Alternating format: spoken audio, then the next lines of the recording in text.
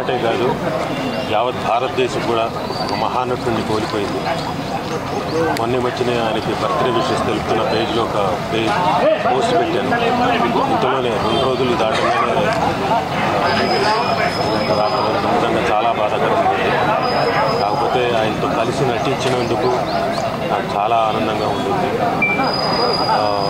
ఎంతసేపు ఆయన తెలుగు భాష గురించి, తెలుగు నటుల గురించి, తెలుగుని ఎంత అభివృద్ధి చేయాలా అన్న దాని మీదే తపన పడుతుండేవాడు.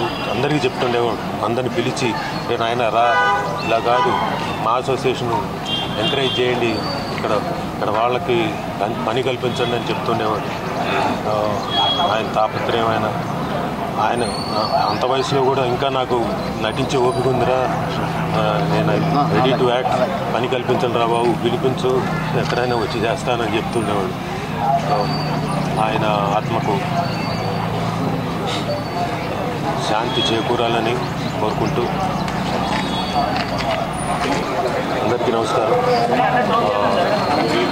తెలుగునాటే కాదు యావత్ భారతదేశం కూడా ఒక మహానటుడిని కోల్పోయింది. మొన్న మధ్యనే ఆయనకి బర్త్డే విషెస్ తెలుపుతున్న పేజ్లో ఒక పోస్ట్ పెట్టాను. ఇంతలోనే 2 రోజులు దాటగానే నిజంగా చాలా బాధాకరంగా ఉంది. కాకపోతే ఆయనతో కలిసి నటించినందుకు నాకు చాలా ఆనందంగా ఉంటుంది. ఎంతసేపు ఆయన తెలుగు భాష గురించి, తెలుగు నటుల గురించి, తెలుగుని ఎంత అభివృద్ధి చేయాలా అన్న దాని మీదే తపన పడుతుండేవాడు. అందరికీ చెప్తుండేవాడు. అందరిని పిలిచి ఆయన రా, ఇలా కాదు, మా అసోసియేషన్ ఎంకరేజ్ చేయండి, ఇక్కడ వాళ్ళకి పని కల్పించండి అని చెప్తుండేవాడు. ఆయన తాపత్రయమైన ఆయన అంత వయసులో కూడా ఇంకా నాకు నటించే ఓపిక ఉందిరా, నేను రెడీ టు యాక్ట్, పని కల్పించండి రా బాబు, పిలిపించు, ఎక్కడైనా వచ్చి చేస్తానని చెప్తుండేవాడు. ఆయన ఆత్మకు